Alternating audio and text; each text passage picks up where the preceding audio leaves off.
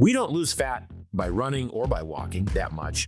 We lose fat when we teach our body to become metabolically flexible so that when we don't eat, we burn off our own stored body fat. Once you get your diet right, once you've achieved this metabolic flexibility, it doesn't take much to be lean and fit and strong and energetic.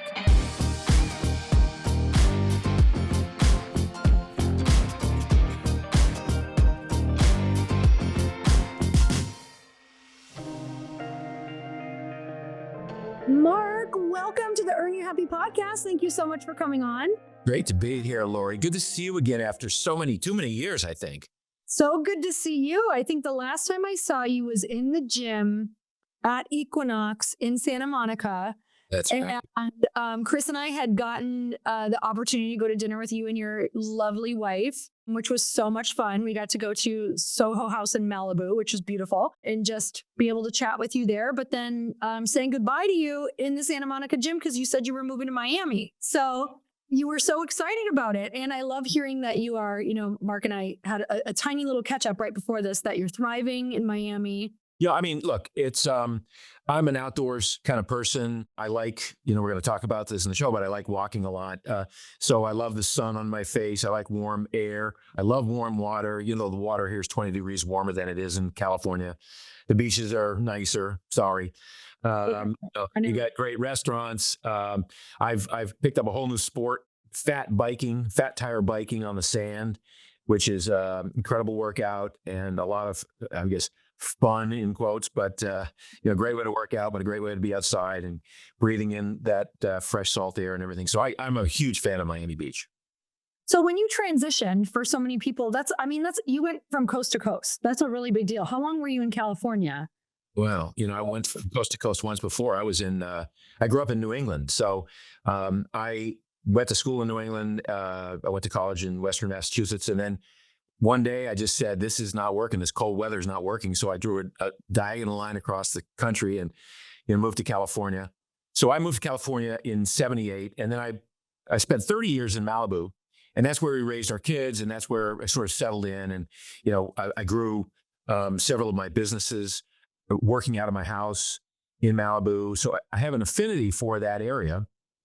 But when the kids, Malibu is a very kid-friendly community, but you have to get in your car to do everything. So, you drive to soccer practice, or you drive to Little League, or you drive them to school. And once that phase of your life is over, which it was for us, it's like, okay, what are we going to do? We want to be in a place where we can walk everywhere and have immediate access to the gym and to coffee shops and restaurants and things like that. So that was really what prompted the move away from California, that and the taxes. Exactly. Right. Oh, I feel that. Okay, so my question for you, you have been in the health and wellness industry for so long. When did that start for you? Tell me about your family life growing up. Was your family healthy, or how did that get introduced? Yeah. I grew up in Maine. I grew up in a fishing village in Maine. My father was a painter, a fine artist, and supported the family, painting pictures and making jewelry and other sort of arts and crafts. He was a track star in high school. And then, ironically, he was told he had a heart murmur.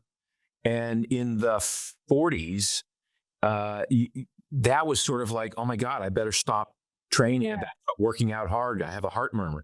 They know now that it's usually nothing. And if it's even something, it's fixable.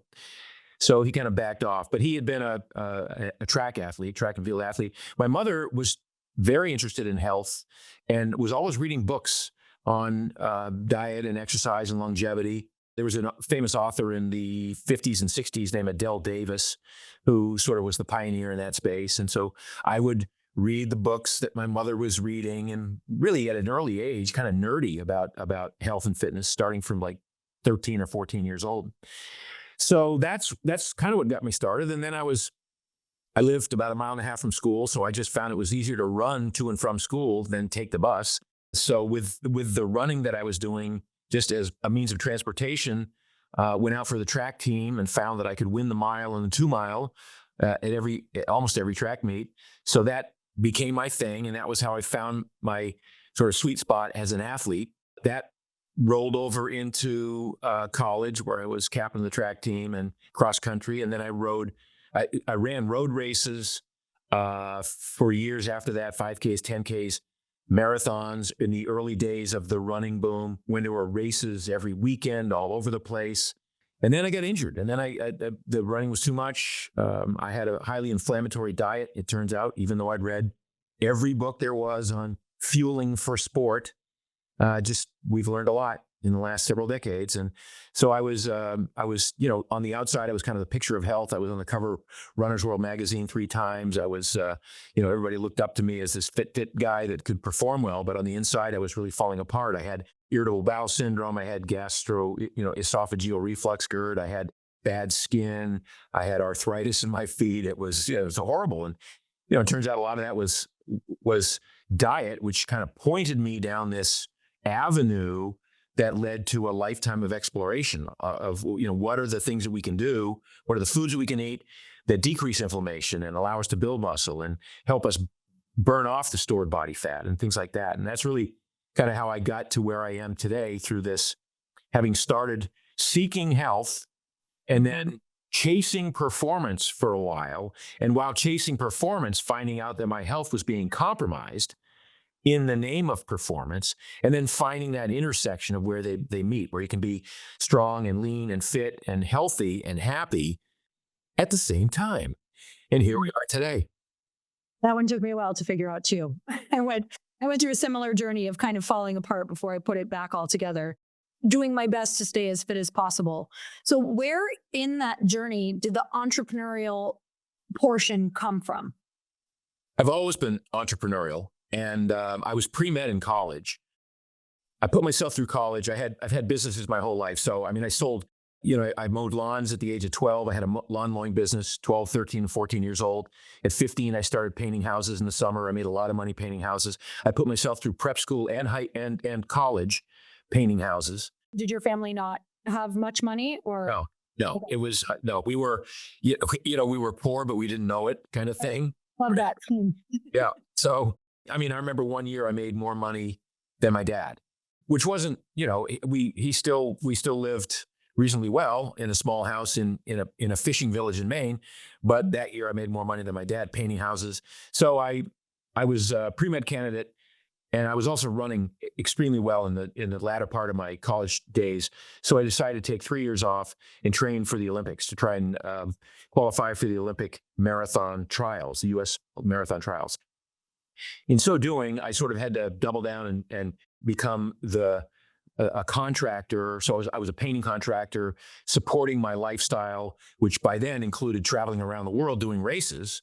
And there was not much money to be made in that sport in those days. It was still an amateur sport. So once I quit training and racing as much and sort of hunkered down, I started a frozen yogurt shop in Palo Alto in 1982, back when frozen yogurt was just beginning to be a thing. Started a restaurant in 1983, started writing books in 81 or 82. I've never really worked for anybody else. So I've always kind of made my own way and figured out what it is that my secret sauce is, or what I'm good at that I think people would benefit from knowing, or from reading, or purchasing as a good.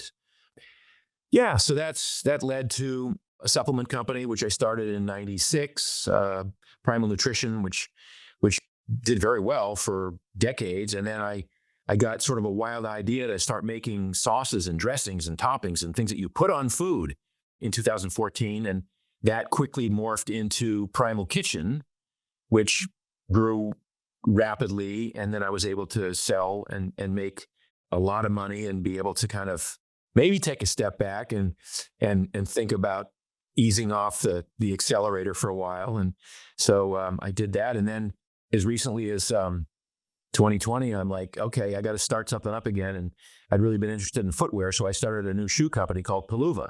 And I started that with my son, my co-founder, and we're having a blast, and we're doing very well, and it's taking off. It's a really unique kind of product. It's a 5-toed minimalist shoe that is probably the most comfortable shoe you'll ever wear. I guarantee that it will be, and also is good for your feet and encourages you to want to walk. So how's that for a segue into the topic of the day? It's so good. And we're going to chat about that because he has a new book about walking out, which I'm so excited about. Everyone who listens to this podcast knows I'm walking obsessed for so many different reasons. But what do you think makes you different than, other people who are maybe fearful of starting businesses? What in your brain, what's a belief set you have that you're not afraid to have done all these things and just kind of pave your own way? I'll tell you what it is. It's what's the worst that could happen? Mm. And if you do that analysis, what's the worst that could happen? Well, I could lose some money, or it could fail, or I could be on the streets. I mean, if you start to go down the rabbit hole, what's the worst that can happen? It really doesn't get, too much worse than that. And you can always start from zero. I mean, I've made a lot of money and lost a lot of money in my lifetime. So having done that and knowing that I have the skill to be able to summon the energy and resurrect and go at it again with new learnings, with new appreciation for what it takes to be successful. But we talked a little bit about this. It's not for everybody. It is a roller coaster being an entrepreneur, and it's almost like being bipolar, or like the highs are amazing, and the lows are pretty devastating sometimes. I mean, I tell stories about Primal Kitchen where there were weeks at a time where we thought the business was over. It was done. It was gone. We'd broken it. We'd either run out of money, or we'd had a bad, we couldn't make the mayonnaise that we thought we were going to be able to make. And the whole business was predicated on being able to make this mayonnaise. And, everybody's got these stories, right? Every entrepreneur has these stories. That's why entrepreneurial books are so thick. It's mostly about the mistakes and about the failures and about the learnings and about all of that. But I come back to this notion that what's the worst that could happen, right? And if I don't do this, I will beat myself up mentally for the rest of my life for not having given it, a good shot. I mean, I did a TV show. I self-produced a health talk show called Responsible Health. I shot 51 half-hour episodes of it, and it aired on Travel Channel in 2005. And I was at the end of my rope. I'd had a bad series of events with growing my vitamin company up to a certain number, and then that business model stopped working, and I had to kind of regroup and figure out what I was going to do. And I invested like $1.5 million in this show, and it failed miserably. And from that, I was able to pivot and start Mark's Daily Apple, which was a big success story for me. And had I not failed in this attempt at doing a TV show, I probably would not have had the motivation to start the blog, which became one of the top health blogs in the world at the time. And almost more importantly, if I hadn't done that show, I would have kicked myself for the rest of my life for not having tried, because I was good at creating content. I had been, sort of an actor, TV personality, broadcaster type for a while. And so all of those things felt like it was the right thing to do. It just didn't work, right? I was buying time on Travel Channel. I was paying to produce these shows, and then I was the sponsor. It was what they call self-liquidating. It was like a health talk show, but it was an infomercial in it for selling vitamins and my supplements. So anyway, lots of failures along the way, and lots of sleepless nights. But God, it's worth it. When you hit a home run or even a double, it changes everything in your life when you stick to something and it succeeds, and you come through and you go, wow, I did that. And as a result of the success of that, my family won't have to worry for the rest of my life. Mm-hmm. Tell me the formula that you came up with. I'm sure it changed multiple times through the years around supporting yourself through like those big stress failure moments, because they happen frequently as you're evolving. How did you support your health? Were you walking at that time? Were you already a walker? Like, tell me about what that journey looked like. I was always working out, and I've always been a fit guy, and I've always felt that fitness is still my number one job. I have to be fit for myself. I have to be fit for my family, fit and healthy for my family. While I was building businesses, I had children who, wanted my time, and I was willing to give it. So I wasn't doing 90-hour weeks. Even when I was in the throes of like stuff wasn't working, there's a point at which it does you no good to just ruminate and worry. And either you fix it right now, or you wait until it's time to fix it and you know how to fix it. Or maybe you can't fix it. But in the meantime, I see so many entrepreneurs who forego the evening dinners with their families because they're, grinding it out.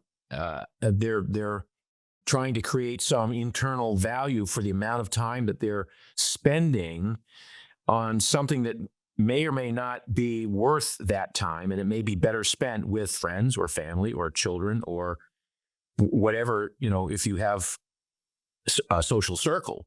So my mental health was always kind of based around spending time with my kids appropriately, weekends and evenings and after school and going to soccer games and coaching Little League and stuff like that. And then with regard to my own health, I learned a long time ago that I don't have to train 4 hours a day to be supremely fit. The irony here is I spent a lifetime doing that, and I didn't get much fitter than I am right now with 45 minutes a day, but well-crafted, well-strategized workouts, a lot of which is walking, two weightlifting workouts a week. That's it. Full stop, bang, zoom. One sprint workout a week. And then I play. I ride a fat bike on the beach. I stand up paddle with dolphins and turtles and manatees and whatever. And I play ultimate frisbee with my friends. And so I guess that counts as exercise, but it's still, it's incorporating all the stuff I do in the gym in a way that is useful because I'm having fun. I'm playing, and I'm calling in on all my strength, my endurance, my aerobic capacity, my VO2 max, my agility, my power. All of these things I get to put together in some playful manner once in a while. Okay, I think that is one of the most important things that we could ever hear, is that it's not serving you just ruminating in, like, it can sometimes feel like you need to be doing it for even like appearances. If you have investors or you have, clients or whatever, that looks like this appearance of like almost struggling or suffering to make something work that may not necessarily be working. But at the same time, it's making me really think about, especially because you wrote this book all about walking and you're so into health and fitness, how much of that, and I'm sure you've done a ton of research around it, but how much do you think it actually has helped you with the creativity, coming up with ideas, connecting with higher level people and getting answers? Like, how much has that actually helped business to play, to walk, to do those things? Oh yeah, 100%. I mean, 85, 95% of my great ideas come while I'm walking or while I'm on a stand-up paddleboard. And when I paddle, I typically paddle alone because I love the quiet time, and I love the sort of the metronomic, paddle stroke. So a lot of my great ideas, marketing campaigns, you name it, have come from those moments when I'm not busting my ass running, 6-minute miles, but when I'm just, going, breathing through the nose, doing all of the other sort of meditative-like activities and actions that accompany a low-level aerobic procedure like walking or easy cycling or stand-up paddling or something like that. And people, because this book really takes a couple of shots at the running boom of the last 50 years as having been inappropriate for most people. Like I would say the only people who should be running are runners. And by that, I mean self-selected as ectomorphs, skinny types who have long legs, lung capacity, a high pain tolerance. Yeah, okay, if you guys want to run, that's great. But everybody else should probably be walking a lot, lifting weights, sprinting once in a while. And by sprinting, I mean doing some high heart rate activity. It doesn't have to be running, sprinting. And that will generate a strong, lean, healthy body that enhances not just muscle mass, but VO2 max, your immune system, bone density. I mean, all these things that can be achieved with a well thought out strategy that you don't achieve if you just run.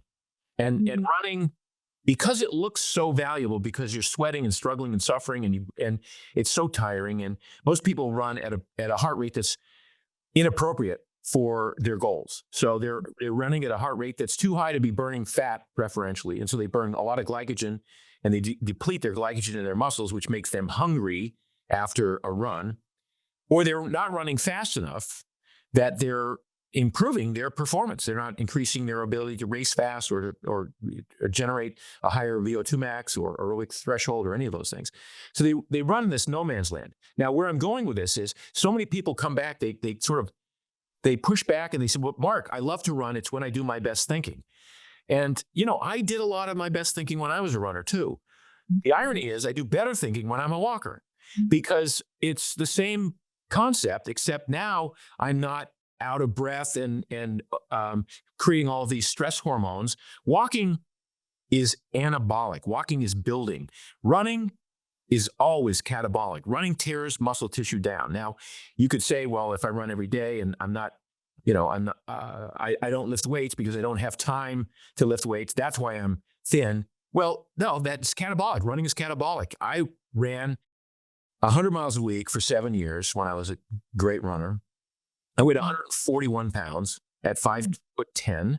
And by the way, I weighed 10 pounds more than I should have to be in the elite class that I was racing because I lifted weights. So I should have weighed 132 or 135. I lifted weights to try and maintain some upper body. So I weighed 141 or 142, but I couldn't keep it on. I weigh 172 now. I weigh 30 pounds more than I did when I was a runner.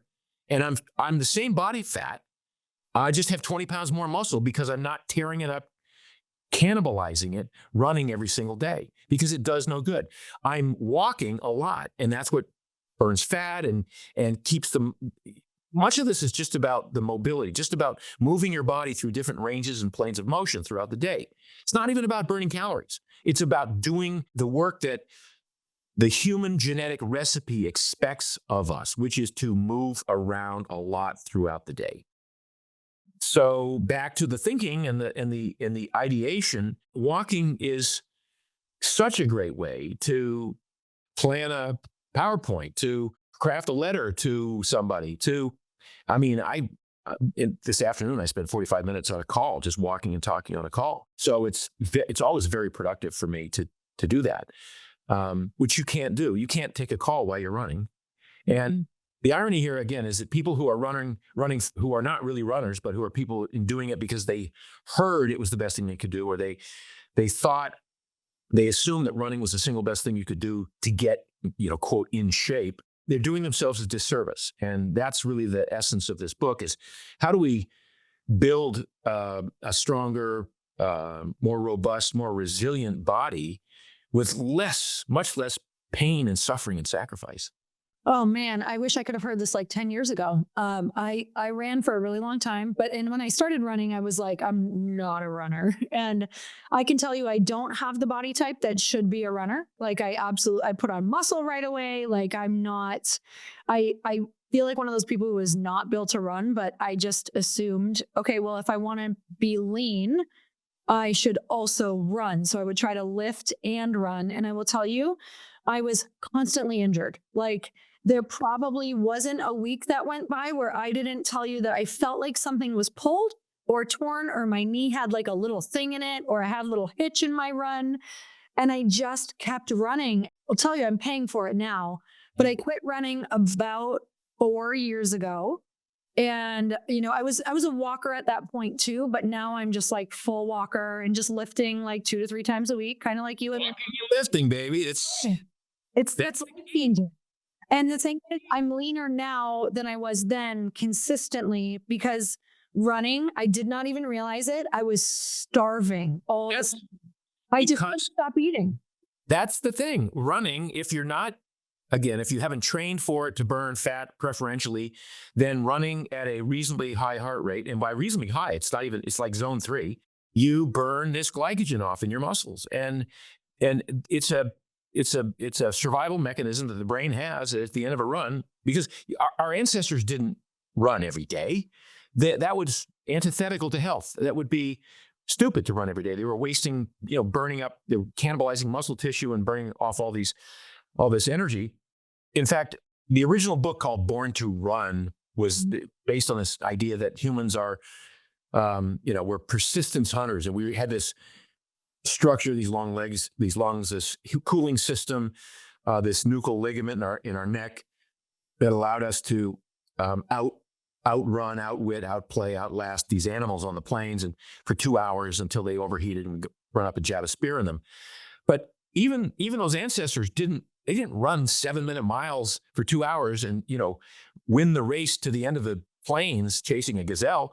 This was crouching and hiding and jogging and strategizing and then jabbing a spear in. So they were persistence hunters, not because they were born to run. They were born to be able to run because they walked a lot and they lifted heavy things. They lifted stones and logs, and they built shelters, and they carried babies, and they lugged carcasses back to camp, and they climbed trees because they walked a lot. They lifted these heavy things, and they sprinted once in a while away from danger. That allowed them to be able to run once in a while to catch a beast. So now we sort of superimpose this on today, and we go, well, doesn't it make sense that we should run every day? No, there's no, until the running boom came along in the 70s, the only people who ran were runners who were self-selected because they were skinny and they were good at it. And it wasn't until these thick cushioned running shoes came along that were actually invented for the great runners to be able to put in more miles without hurting the bottoms of their feet. But the thick cushioned running shoes, and then this mythology about the marathon and how, what a great life, what a bucket list item that would be to finish a marathon and not die like the original guy is supposed to have died running the marathon. And the next thing you know, we have this cult, we have this running boom that everybody assumes is doing themselves a favor, when in fact it's quite the opposite. Runners get injured at a rate of 50% a year. So 50% of all runners get injured every year. And like you, they're like, it must be something wrong with me because, why am I getting injured all the time? Well, you're getting injured all the time because you're not a runner. I'm sorry. It's you are great at building muscle and putting on muscle in the gym and walking, which is anabolic. And you will literally, the irony and the sad part about going back and having a conversation with you from 10 years ago is to tell yourself from 10 years ago, Lori, I hate to say this to you, but you're working too hard.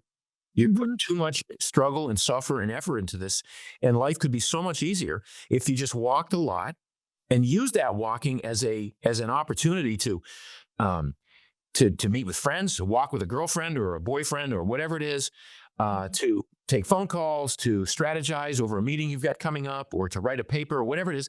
Walk a lot, and then all you have to do is find 3 times a week where you go to the gym. It's so easy. And clearly you have to get the diet dialed in, right? I mean, that's one of the things that we've talked about. That's been my specialty for the longest time. We don't lose fat by running or by walking that much. We lose fat when we teach our body to become metabolically flexible so that when we don't eat, we burn off our own stored body fat. When we do, so the metabolic flexibility has been that's really been my main cause of the last decade and a half. How do we achieve this metabolic flexibility where our bodies are so adept at burning our own stored body fat that as we're sitting around all day, we're burning stored body fat. As we're sleeping at night, we're burning body fat. As we wake up in the morning, we don't need breakfast because we're burning our stored body fat. And we only get hungry when we're hungry, and we only eat what we need to eat to replenish protein and and some of the fats and some of the carbohydrates, but we don't need to be eating 3,500 calories a day and then going to the gym and trying to burn off 1,000 of those, to make some equation balance out. Our bodies, 80% of our body composition happens as a result of how we choose to eat. So you can't exercise away a bad diet. You have to get your diet right. But once you get your diet right, once you've achieved this metabolic flexibility, it doesn't take much to be lean and fit and strong and energetic. I mean, one of the things that happens with people who work out so much is they're always beat up. They're always burned out, or they're always, when I was one of the top athletes in the world, I got sick, colds and flu 5 or 6 times a year. All the time. Same. Mm-hmm. Yeah. What do you think is the ideal kind of walking for people who are like, okay, if I'm going to try this, let's say we're talking to a runner right now who runs 6 miles 2 to 4 times a week, and they're pretty addicted to running. Like, what would you say is a good transition for them, and what do they expect in the transition? Does it take a while for that appetite to start like not being so intense? Does it take a while to start really seeing like that taper off of where they were at with running? Yeah, I mean, you can.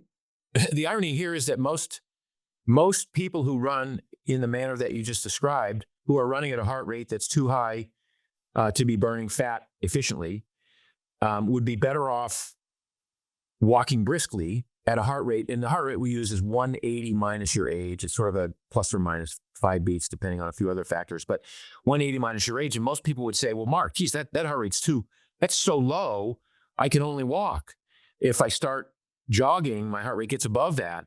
Mm-hmm. And I'm like, okay, that means you suck at burning fat. You're good at burning sugar. And the fact that you tell me that you can run for 45 minutes at 155 or 165 beats a minute, fine, but that's what I'm talking about. You're beating yourself up. You're not burning fat. You're burning mostly glycogen. You're creating stress hormones, cortisol, which is going to, over years or months or years, increase your belly fat. Ironically, because cortisol is it helps promote visceral fat. It suppresses the immune system, and you're going to negate some of the work you do in the gym, because when you lift weights, you don't want to be secreting cortisol. Cortisol is a catabolic hormone. It tears muscle tissue down. So if you say you want to be, beach fit, and you want a beach body, and you want to look, have nice muscles and still be fit, but be lean and I hesitate when I say muscular for women, but God, women with muscles, they're not, unless they're doing steroids, they're not huge. They look fabulous. Are you kidding me? It's one of the sexiest looks that a woman can have. And so women can't put on, huge amounts of muscle. So if you walk a lot, that's anabolic. And now say you're that runner and you say, well, but Mark, I still want to run once in a while. I'm like, okay, let's retrain your body to be better at running. Like if I told you that by doing this strategy and walking briskly and paying attention to your fat max zone and lifting weights and doing some sprints once a week, that if you only ran once a week for 6 miles, but that 6 miles you ran faster than any time you ever ran it before because you trained for it, does that mean you can't call yourself a runner because you only run once a week, even though you're better than you were before? So I think we're missing sort of the end goal here, which is to be fit and healthy and happy and not beat up and not miserable and not feel like guilty when we are so injured that we have to stop running for 2 months. I mean, that's the other, we talk a lot in the book about, the obligate runner who feels that the day isn't really a day. It's not worth executing the rest of the day if you haven't had your run for that day. I mean, why is that even a thing? But it is, right? It's people are set in these routines and these ways and these assumptions about what's good for them and what isn't. Mm-hmm. I have a brother-in-law who's actually, he's definitely a runner. He's one of the people you're talking about, but he has run every single day, I think, for the past 6 or 7 years. And he's dealing with some injuries right now that I'm like, how does someone like that, who's so committed, right? It's now a part of who he is, like running every single day. He's a streaker. It's what we talk about in the book. He's a streaker. Okay.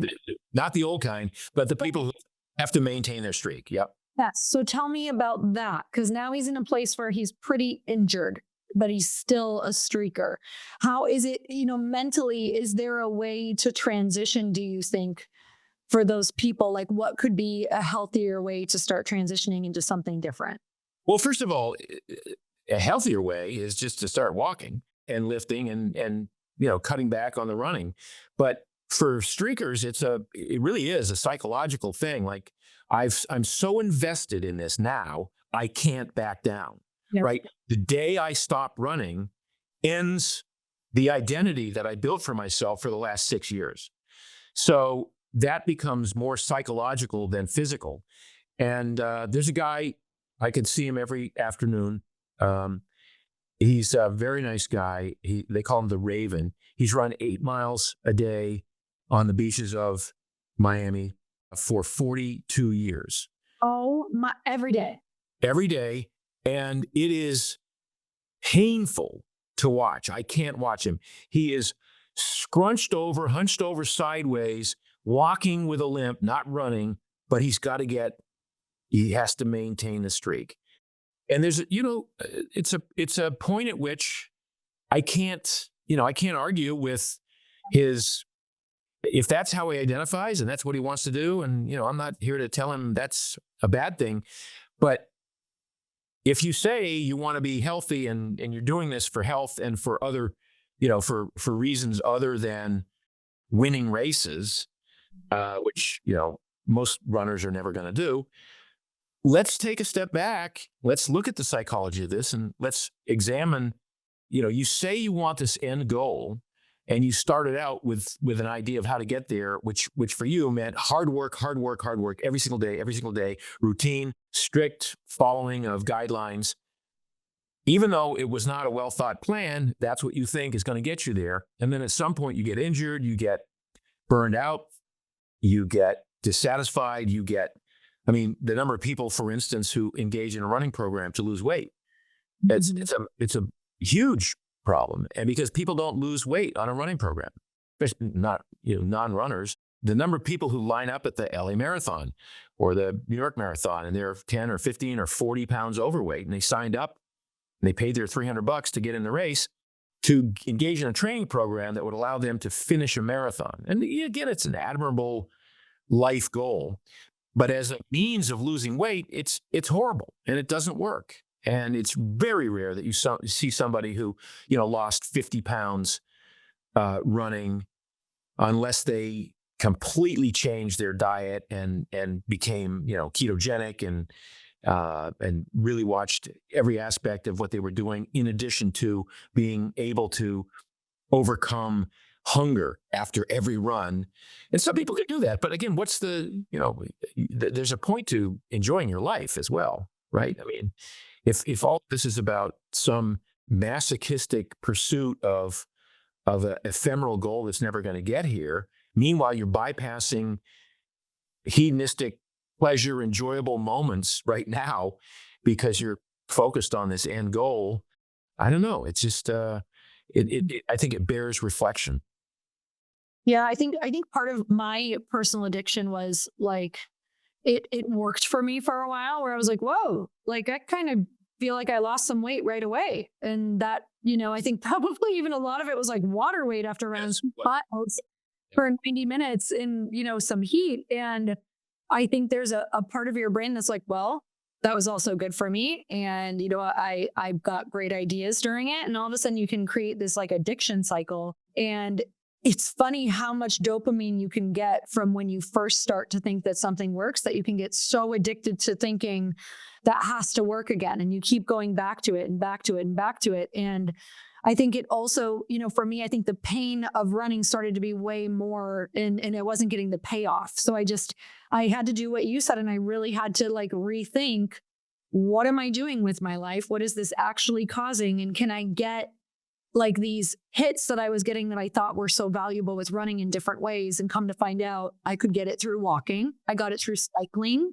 I was able to kind of find, for me, it was a little bit about what you talked about on your paddleboard. Like there's something about a repetitive pattern for my brain that it just really works for me. So cycle with a little bit higher intensity, walking at a little bit faster pace. Like there's a repetitive motion in that just kind of clears other thoughts and lets ideas come in.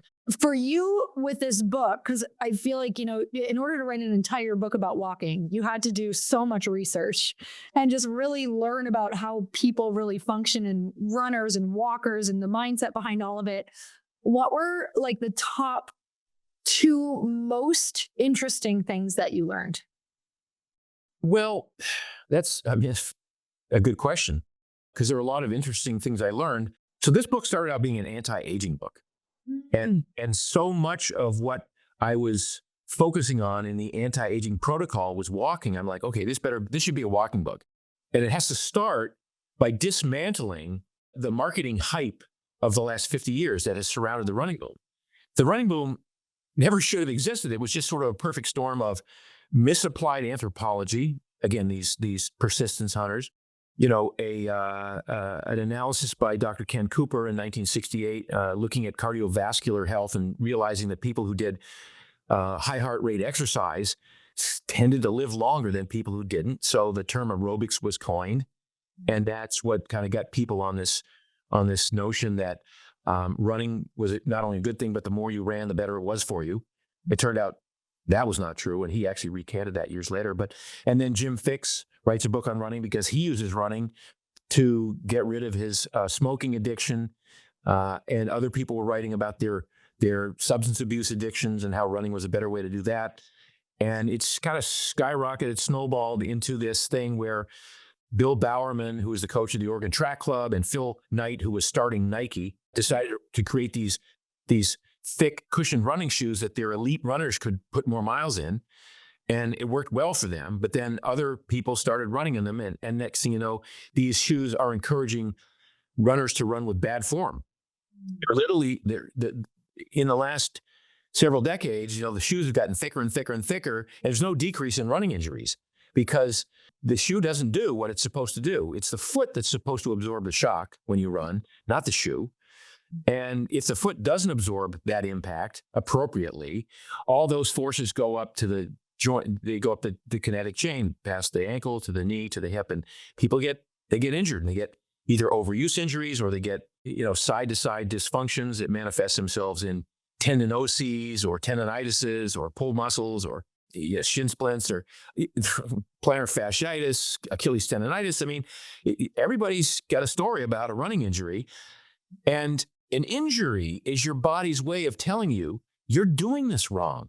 Do you think our ancestors got injured? You think somebody on the plains of Africa chasing down a gazelle or persistence hunting a gazelle would go, "Oh shoot, I pulled a hamstring. You gotta hold up. Gotta send in a replacement here." No, it's just we evolved with this ability to sense the ground underneath us with bare feet, typically, and then to accommodate the change in texture and tilt and temperature of the terrain that we're working on. So the brain knew exactly how much to scrunch the arch, how much to bend the toes, how much to roll the ankle out a little bit maybe, or bend the knee deeply to absorb a little bit more of that impact, or tilt the hip, rotate the hip a little bit, whatever it was. All of that's wired into our brains, but we bypass it because we wear these thick cushioned shoes. And then we feel like, oh my God, I'm walking on a cloud. I'm walking on a pillow. It must be good for me. And it's not. Let me tell you, I was that person who started running with the thinner shoes. And I was like, oh, this is great. And then we got thicker and thicker and thicker because I was like, it's got to be better for my knees because my knees are getting worse and worse and worse. And it just got to the point where I couldn't anymore. Like my body I was like, I will not be able to walk when I'm 50 if I keep this up. That's how I started to feel, like my knees. Yeah. So I'm so grateful that now I'm a walker and just learning all the things. So tell me about what shoes do too. Like, why did you create this shoe? What does it do? Yeah. So do you have some? Do you have? Okay, we got to get you some. But no, this shoe was designed for walking, and we have 6 different styles, men's and women's, colors all over the place. It's a lifestyle shoe now, but it's called Peluva. It's a 5-toe shoe. They look really good. I didn't even get ready for the show here. I mean, I just took these off. That's one I just walked in just now. This is a trail shoe, so it's got a tread on the bottom of it, but it's still only 1 centimeter thick from heel to the ground. So there's not a lot of cushion. There's no arch because you want your arch to work. We tell people don't run in these because, well, I tell people don't run anyway, but even if you don't run in these, walk in these and use these shoes to relax, realign, and strengthen your feet. So every step you take walking in these, you plant the heel, you roll off the big toe, just like you're supposed to. And that's because the big toe is splayed out a little bit away from the other toes. Most shoes will scrunch your big toe in and raise the heel up, which then shortens the calf muscle, which then puts strain on the Achilles or the plantar fascia area. So modern running shoes, even if you're walking in running shoes, they're not that great for you. And I would rather have people walk in a minimalist shoe. Minimalist is defined as wide enough that your toes can splay outwardly and do what they're supposed to do. Thin, so you can feel the ground underneath. You want to feel the cobblestones underneath your feet. You want to feel the sticks and stones that you walk on. It should feel good. Flat, so there's zero drop from the heel to to the midpoint of the foot, and flexible. So you can rotate. These shoes are very, very scrunchy and Yeah. but, because you want that ability to adapt to whatever surface you're walking on. Now, I walk in Miami a lot, and it's mostly on concrete and pavement here. But I built these shoes so that I can walk 10 miles without getting any sort of bone bruise or anything like that. The old shoes, the old five-toed shoes, Yeah. the Vibram Five Fingers, which I was a huge fan of, I couldn't walk 2 miles without getting a metatarsal bone bruise in those. So that was the first thing that we corrected. I got a desert boot. This is Oh, yeah. a great shoe for a dress-up shoe for men and women. We've got this is the latest. This is the Sport Mesh. This is a gym shoe. The company's called Paluva. That's a gym shoe. That looks awesome. I've probably got 15 women in my gym wearing these shoes now, and they will tell me that when they're doing like lunges on those leg days, they feel grounded and they feel because their toes are splaying outward. Their knees aren't getting wonky from that thick running shoe that they're trying to balance on while they're doing their dumbbell lunges, right? So these shoes are made for walking.